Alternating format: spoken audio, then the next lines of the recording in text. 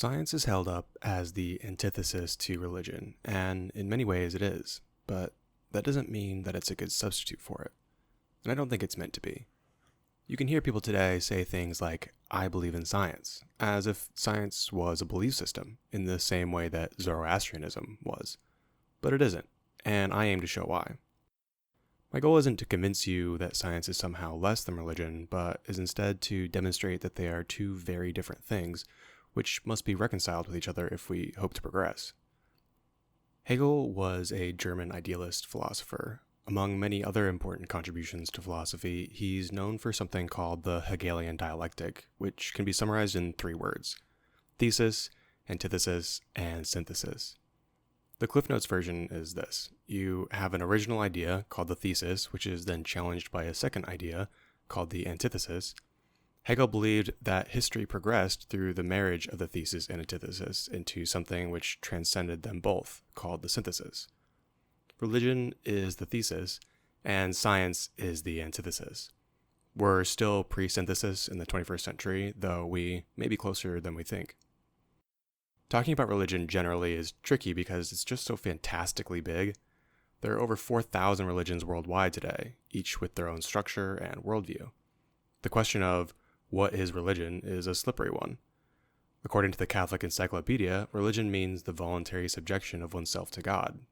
But that's not really true, is it? No, religion is more like a society-wide process of meaning-making, which uses myth and story to make sense of the world. If the world were a fictional narrative, the role of the priest would be world-building.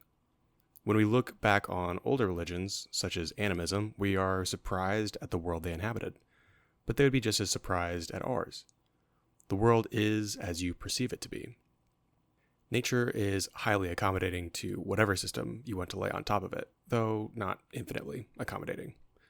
If you and the people you live with believe that there is an essence which resides in the trees and the river, and which can have an opinion on whether or not it likes you, that can be true for you. There's very little that nature will do to persuade you otherwise. A modern atheist might comment that if you were smart, you could tell that the river has no spirit because it behaves the same regardless of how you behave. Of course, the animist might reply that the river just doesn't like them. For the modern man, it comes down to being right or wrong. Either the river has a spirit, or it doesn't. This is the ethos of the man of science. For the animist society, this story of hidden forces within nature took a chaotic and violent world and gave it meaning. A world with meaning gives the society pathways to walk on instead of a vast and nihilistic wasteland in which up is no different than down. It gives structure to society. This religion gives each individual a sense that they belong in the world. It helps orient them towards cause and effect, or action and consequence. As religion evolved beyond animism into pantheism and then later monotheism, the guidelines of how to orient oneself to the world changed, but the fundamental structure of religion itself did not. And this is the crux of my argument. Religion is only vaguely concerned with the accuracy of its statements. Some religions care more about accuracy than others, but the generalization rings true. The goal of religion is to paint a picture of the world which can be grasped by everyone and which functions to provide meaning to life and orient us along a path of healthy growth. But truth is also important. Science is very good at discovering true things about the physical world. We can manipulate atoms, produce enough food to feed billions of people, even fly to the moon.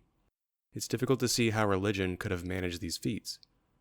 Because science is so good at what it does, modern society tends to take it more seriously than it does religion. But there's a problem because they are performing two very important but distinct functions in society. We think we can just pick one, but we need both. Think of it this way.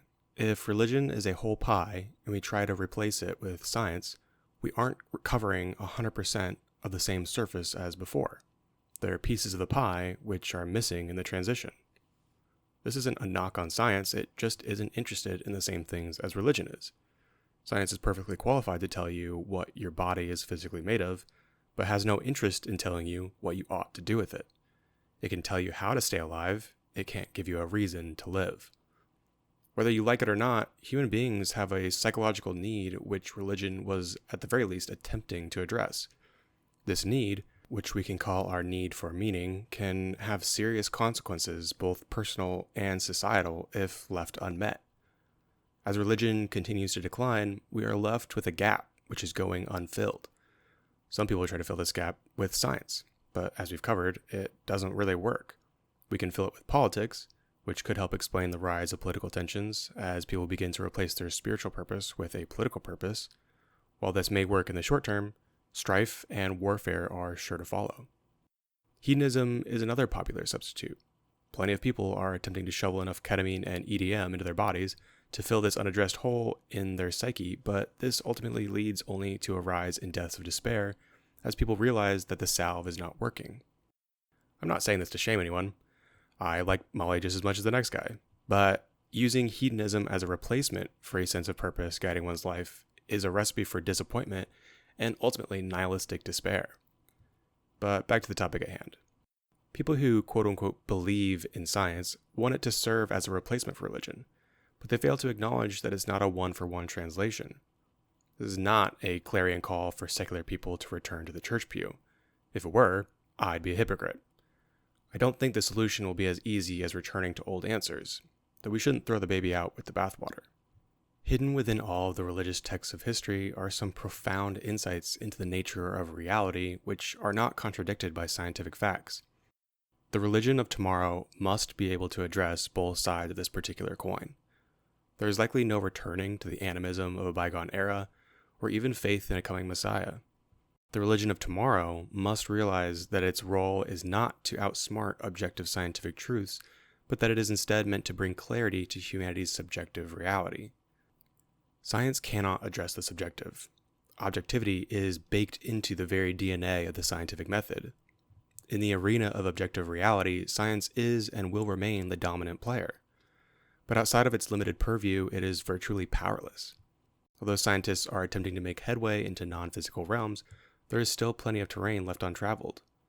And science won't be able to resolve these areas of human life for the simple fact that it cannot reach them. Its lack of universality makes it really good at the specific role it fills. We shouldn't delude ourselves into thinking that just because it is good at one thing means it is good at everything. My doctor is excellent at keeping me healthy. I'm not going to ask him to fix my car. In the same way, a scientist can predict the movement of a planet to an amazing degree of accuracy, but that doesn't mean they have the answer to what it means to live a good life.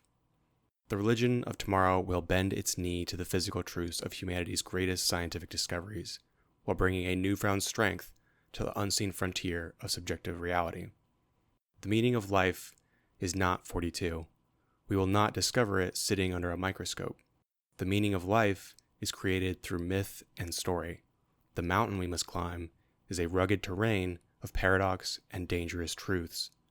Science alone is no match for such a task. If you liked the video and want to see more, hit the like button and subscribe to the channel. Helps me out with the algorithm. See you in the next one.